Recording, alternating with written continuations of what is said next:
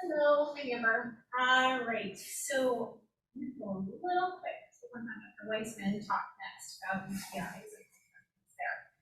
We're gonna go pretty quick. I'm here all day, so if you can also chat that as well. I have no disclosures in. So one of the things that I am doing as a nurse is generally acting as kind of a bridge between where a lot of the anatomical and surgical medical side of things comes from the big brain surgeons who are taking care of you and kind of thinking long term as well, but also being that connection and that bridge to you as the patient, the family, and everybody, the caregivers that are taking care of these patients, and helping that, helping everybody go through life, and how this bladder exstrophy doesn't define you. You are having bladder exstrophy in your life, and it's not limiting you. Okay. So one way to do that is to have some advocacy and have that advocacy through yourself. As nurses, we really support how the patients go through everything in life. And so these are a few different things that a few different topics throughout life that you're going to want to know about, and how you can use the information to expand everything for yourselves. Let's go to the next slide. First, there we go. The first slide we're talking about is prenatally. So recognizing that not everybody is diagnosed with bladder exstrophy prenatally, but there are there's lots of opportunity in the United States where we do have a lot of these diagnoses beforehand. And so here at Seattle Children's, when you're diagnosed with bladder exstrophy beforehand, make sure you have a pregnant mom. And you will start to learn about bladder exstrophy, start to gain some of that knowledge, recognizing that this is kind of the beginning point where you start to learn a little bit about that waiting game, where you don't know quite as much until your kiddo is born and you get to meet and hold them. And echoing what Dr. Schomburg was saying is, this is what one of the fun times for me as a nurse is I get to meet all of you for the first time and congratulate you on having this healthy baby that's going to come in and do great things in life. So some of the things that you're able to also do and focus on, other than starting to learn a bit about bladder exstrophy, starting to connect with the teams and communities out there, bladder, the ABC community, a lot of Facebook groups, different areas like that. You also want to know about some of the timelines. At Children's, we do have a standard set of time. Generally speaking, obviously, everything is unique to the individuals, but we also start to incorporate a pathway of our timeline. So when we start to plan for, when the birth is going to be happening, that kind of gives us an understanding of approximately when we'll be doing surgery, which also gives us an understanding about when we want to see you in certain imaging, different things like that we want to make sure your kiddo is healthy and going up into the best way that we possibly can, leading into the surgery, having the best outcomes that way, as well as starting to plan for those post-operative timelines and the care of where you need to be. So those are some of the items that you want to know about the timeline. Also, knowing who to call and when to call. So if you are having some concerns and questions about bladder exstrophy that aren't able to be answered through any of the research that you can, Dr. Google is a little bit of a scary thing out there, but knowing who you can connect with and who you can call. Also knowing that you want to update your bladder exstrophy team about when your kiddo is born, and knowing who your process is, or who the team will be when you are in the hospital and taking care of your kiddo. So next slide. So then we have our postnatal care before surgery, recognizing that, for children's, we try to, as I'm hearing from Brian mentioned, we do this a little bit after birth. Not everywhere does. But we would, again, want to know the timeline. When is your surgery going to be expected? And you can start to plan on a lot of that information. We start to talk about making sure that you are aware and know how to do that bladder plate care, skin care, all of that information. You want to learn some of the signs and symptoms that you're monitoring for about problems. And then with those problems, who are you calling about that? Because you are going to have your local team, most likely. Not everybody is fortunate to live right directly in their city where their bladder exstrophy team is. And so you want to know who to call. When are you calling your PCP? When are you going in to be evaluated in an emergency room? All those sort of different things. Setting up with a primary care provider early on is a really good option. And generally speaking, you want to kind of make sure that you are connecting with your PCP throughout life as well. The other thing, sorry, I did say I'd point to you when I was ready. Yes. So making sure that anybody that is caring for your child also knows that information, where they can call and how to take care of that bladder plate. All those problems that can occur, make sure that you know that information. Now we go. So then we start talking about our primary repair and knowing some of that information. So one thing that we wanted to mention was that we have some pain management. Primarily with our primary repairs, we're going to be using the regional epidural blocks. That's going to be used when the kiddos are inpatient. It helps really prevent a lot of that, or help with that pain management for that whole area. We're also using oxybutynin, not necessarily for pain management, but we're using that as a bladder spasm preventative. Those can also be really discomforting, and so we use those. Some of the information that you want to know about would be, again, what is your timeline for recovery?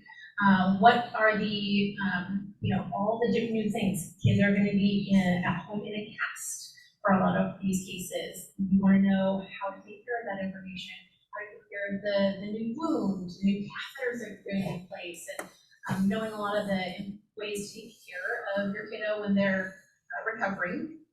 Again, learning some of the things of what you want to know as complications. What are those concerns that you're looking for?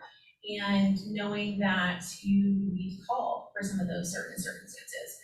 When you're in this initial post-op period and going home, there are certain complications that you want to be talking to our on-call team about. And knowing that contact information and having that readily available for you for in the moment when you need it would be really appropriate, versus oftentimes we have clinic hours, and so you're able to call during the day, but we're not readily available immediately, and with patients and seeing people, things like that. So knowing who to call and when to call for those sort of situations. Then you're starting to think about also child care and who is going to be caring for your kiddo and how to hold them differently when they're in their cast and how to take care of all those sort of things. This is where you also start to be introduced to a lot of our social work resources. You would be able to help with getting lodging and transportation. There's a lot of different resources that most different hospitals will have available to themselves. And social work is going to be a really great option for helping provide some of that resources for you to make sure that everybody gets the care. And we're all in different stages of life, and where we are in, everybody has different resources at their fingertips, and so we want to make sure that all kids are able to get the care that they need to take care of to survive and live a really healthy life. Next up, we have our toileting incontinence stage in life, kind of the school age time. For some of our kiddos, this means that they're going to be having some more procedures. Like Dr. Schomburg mentioned, that average of a lot of our kids in that demographic had approximately 10 surgeries. And so while maybe not everybody in the initial primary repair getting that epidural block is needed, you might end up with a lot of different ways of distraction. I think most parents in here also know distraction is a really big way of helping your kid shift focus from this immediate discomfort and pain. And we've actually started doing a lot of meta-analyses on these. And so we're utilizing the information that a lot of parents know. So we're utilizing child-like therapy here at Seattle Children's. And it's going to be maybe different names for those at different places, but essentially having kids use iPads as a distraction for their pain and focusing elsewhere. There actually has been studies done where you have iPads or some virtual technology that has had better outcomes, better pain outcomes than strong medications like oxycodone, things like that. So utilizing that when kiddos are needing to have some procedures done. Again, talking about the information that you can utilize and use to advocate for the best care for you and your family. You want to know at this point you're doing a lot of the, not in the hospital sort of situations, you're doing a lot more of the outpatient management. So knowing when your next follow-up visit is, does your team schedule those for you? Do you have to schedule them yourselves? What sort of like imaging, different things like that of when you need to be set up and seen for. Also, at this stage, when kids are learning a lot of toileting and things like that, there's a lot of diapers and a lot of care, and so making sure that as kiddos are starting to run around and like be way more active and busy in life, they also are doing really good skin care. And then also, this is where we start introducing a lot of our toileting tips and things like that. So starting to talk about emptying on a routine basis, and we call it our rule of twos here in our clinic, where we're trying to have kiddos go to the bathroom every 2 hours, and drinking lots of H2O, having a good bowel movement. You need to have a good number 2, or even have a good number 1. So a lot of that information is stuff that you'd be able to start kind of accruing and knowing how to best get through to your next visit and how to make things kind of stay as healthy as possible. All right, then we start talking about who to call. Again, you're checking with your PCP. If you start to have UTI symptoms, are you going to be going to your main bladder exstrophy location, or are you going to your local provider that's able to evaluate and verify, hey, is this RSV or is it a UTI? All those sort of different things. We also start where we're introducing a lot of that, again, the sharing of information. We start introducing a lot more concept to schools. So having some school letters, the IEPs, 504 plans, anything like that that you're able to do, you would be working with your team as well to try to get some of those. Oftentimes, some bladder exstrophy is new to a lot of school nurses, and the concept where I believe Anna mentioned kind of not having a lot of support from the teachers of like, go to the bathroom, like again, all those sort of things. And so making sure that, we're advocating for the patients to be, have that free access to the bathroom and being able to make sure that we are keeping bladder and kidney health appropriate is really good. So there's lots of like letters and different ways that we can do that. Also starting to talk about sleepovers. We start to have kiddos that are going over to peers and what sort of supplies do you need? How can you advocate and like make sure that you are having the best kind of sleepover possible, having friends come over to your house and talking about that, having all those supplies that you need would be a really good thing at that age. Again, this is where we start to have continued child life, and we start having that pelvic floor physical therapy as a resource and starting to utilize those sort of resources as well. So we start talking about puberty and transition care to adulthood. There is a big span here. But again, similarly, you're starting to look at when are you following up? What sort of changes are we doing? We want to know essentially introducing a lot of that independent care, and how that looks for your family and your kiddo can be a little bit different. But starting at a relatively early age where having that open communication and starting to introduce them to their own care.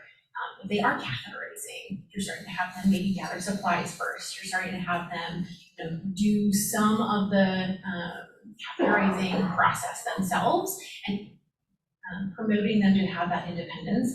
And by doing it gradually, generally they're going to be a lot more involved rather than kind of doing everything all at once overnight. That can be really shocking and intimidating. And so being able to take that as a gradual step is a really appropriate thing. Right, then we have, again, kind of who you're calling. You're at this point, these are some different kind of touch point times where you're more heavily involved in your urology and bladder exstrophy team's care. But knowing when to follow up with your local team, especially if outside of puberty, but going into transitioning to adult care, knowing who you're calling, and having that list of contacts is really important. So you want to know all the different specialties. If you are starting to share your records with new adult providers, having your primary information, so like what medications you're taking, what supplies you're using, any sort of allergies, things that have not worked in the past, don't ever want to try it again. A lot of the surgical history, things like that, those are really important that you want to be able to be sharing with your new providers. It was already mentioned that here at Children's we have a transition clinic where we start to have a urologist start to come into our pediatric locations, and so we start to have everybody meet everyone, and so it's a gradual transition and sharing of that information and kind of talking about your goals. What are your goals moving forward, and sharing that with your new adult provider. We also start talking about, so some of the resources here really heavily talked about our mental health support and the patient communities. So ABC, we have Corey Youth Rally, a lot of the Facebook groups, a lot of that information, having kids that are able to connect with other kids that have a very similar experience. While we try to make sure that you are living life to the fullest potential possible, there are still some differences, and so recognizing that those are occurring and having people being able to connect and have a very similar ability to have those experiences is really good to connect to. Essentially, try to pare it down a little bit. Does anybody have any questions? A lot of the information I talked about today, I kind of grouped them into different categories of these kind of touch points in life where you're seeing your providers a lot more, but kind of knowing that you can utilize those at any point. Later on as you're transitioning to adult care, I didn't mention that you necessarily have social work there, but kind of using your resources to the best of, to make sure that you are getting what you need would be really appropriate as well. So, how you are, where you are at, and knowing where you're able to kind of move forward and what can get you there. How can we support you to get you there is really important.